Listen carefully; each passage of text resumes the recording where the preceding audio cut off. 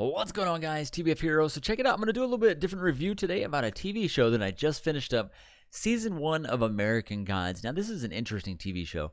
It took me a few weeks to get through it. The way that I typically view these TV shows like this that are not my normal at-home binging, because this one is not one that I can watch at home. I've got 3 children at home. There is no way that I can watch this between them being in the house and my wife, who she's not quite okay with some of the more graphic stuff that would be in a show like this.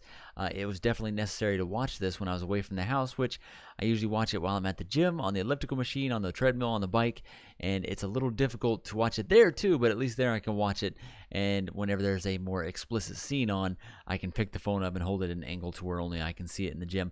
Hopefully no one else sees it while they're sitting on the elliptical or bike or whatever next to me. We want to make sure that doesn't happen. So let's talk about American Gods Season 1. I have no experience with the actual books or any of the source material from this. I've not listened to any reviews or anything else before I watched it. So I went into this with a fairly clean slate. Just not knowing what I was getting into with this show. I was really interested to see what would actually happen in this show. And I did really like some of the characters. And I'll talk a little bit about what I liked and didn't like.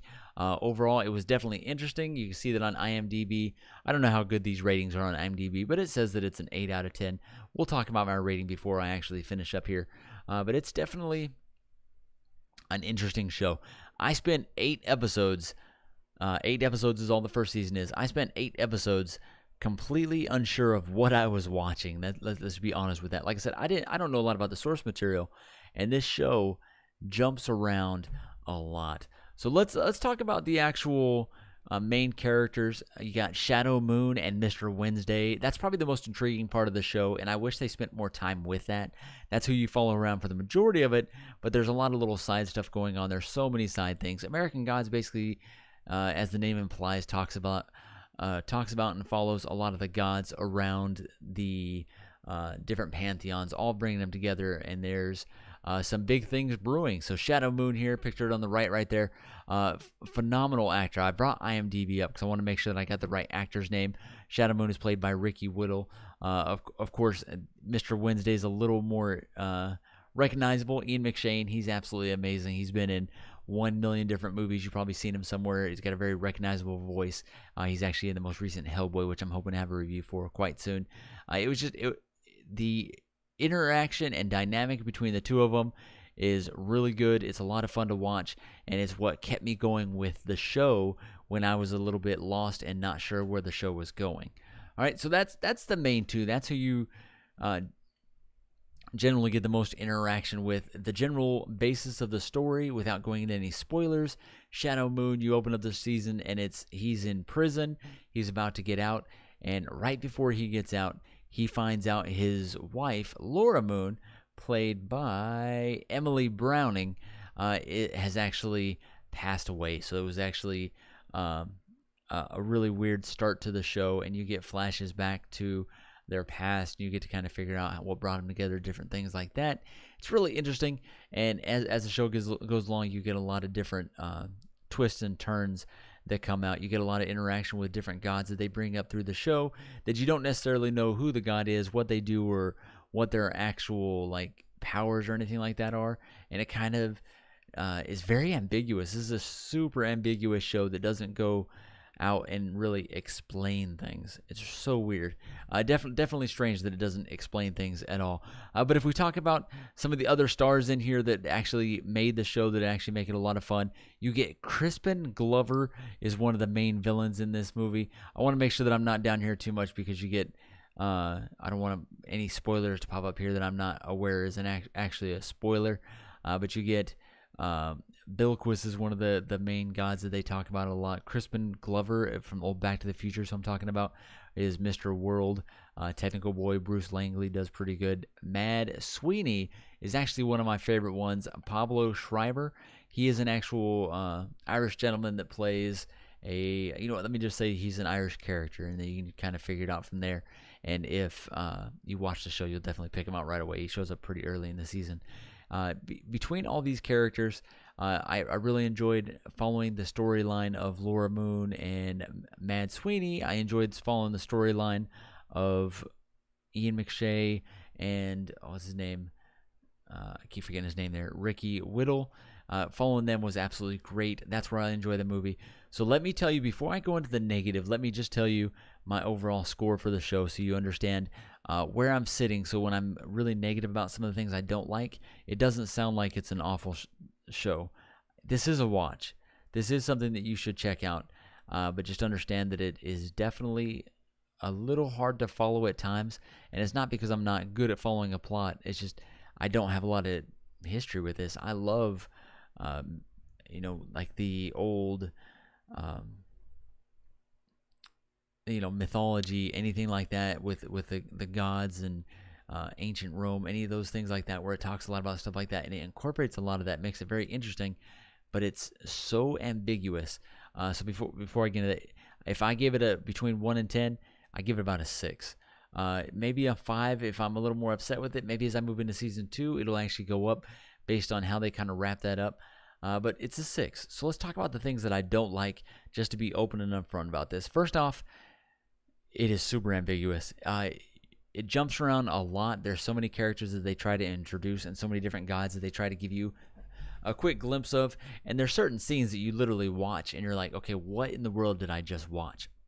I spent most of the 8 episodes feeling that way, where I would watch a scene and I was like, what am I watching? Or I guess the art style and the way that they shot some of this, some of the scenes are very slow in plotting.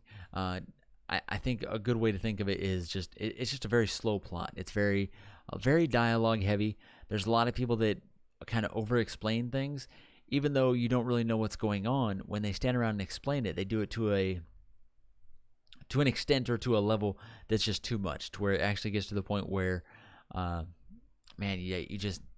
you almost get bored of it because they're explaining it for so long. And then some of the gods, it never explains who they actually are. It's really interesting. You do get some more well-known gods that are very interesting. This one is one of the cool ones right here. This is Peter Stormare in American Gods. I believe Peter Stormare plays. Does it say it in this one?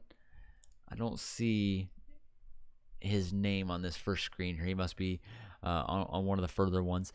But he plays a really good character. And there's an episode where he and Shadow Moon actually sit and play checkers for kind of the entire episode and maybe even the start of the next episode. So it was a long episode where nothing happened. And there were some important things that happened within there, but man, it was a long episode. And then there's another episode.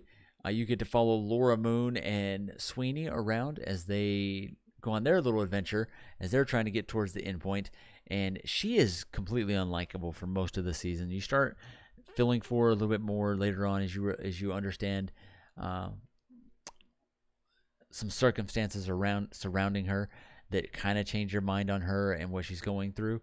So that's kind of interesting. Kind of keep an open mind with that one right there. But I don't want to get too many spoiler heavy anything here. I want to make sure that I'm not ruining anything. Chances are this has been out a while, so you've probably already watched it. I'm going to go ahead and move into season 2 and watch all of that and hopefully do a review for that, which will probably be a few weeks from now because, like I said, it does take me a week or two to watch just a couple episodes. And I don't know how many episodes are in season 2, but it was just 8 in season 1, which is pretty good. All right, the last thing that I'll say that I didn't like it, that actually turned me off from the show just a little bit to the point where I almost don't want to check out season 2, is the ending of the first season. I feel like it wasn't a big enough crescendo or ending to really justify the majority of the season. I feel like it's a good halfway point in between a season. It felt like what most shows that go, 12 to 24 episodes, this feels like the halfway point. And I understand that they're doing that because they want to make several seasons of this. From the look of it right here on the screen, it's already 3 seasons in. At least they're about to go into season 3. It's being renewed for season 3. Not 100% sure. As I fight off a yawn here, it's getting super late at night where I live. You can see actually, it's actually middle of the morning. I'm about to start working nights, so I'm flipping my schedule around upside down and backwards. But overall, American Gods is a really good show. I think there's the problems with it, or if you're not familiar with the source material, it makes it really hard to follow all the different things on there. Some of the scenes are really, really slow. A couple of characters are fairly unlikable. And then the stuff that you really want to spend a lot of time with, you feel like you're pulled away from that constantly. And the mystery around Mr. Wednesday, Shadow Moon, and some of the other gods, It doesn't feel like at the end of season 8 like you get a big payoff like you may necessarily want, and unless maybe that's what you were expecting by the end, maybe be a little bit more happy than what I was with the ending. Overall, good show, 6 out of 10. I'm definitely going to watch season 2. If season 2 is able to catch my attention and I can make it through season 2, I will do a review for that on the channel. So hopefully you guys enjoy the video. Make sure you guys like, comment, subscribe, and I will see you in the next episode. As I say every couple of videos here, I've got all kinds of videos planned. It's just a matter of getting them recorded, edited, and put up on the channel. It does take time. We're running way behind. All right, guys. I'll see you in the next episode, review, something.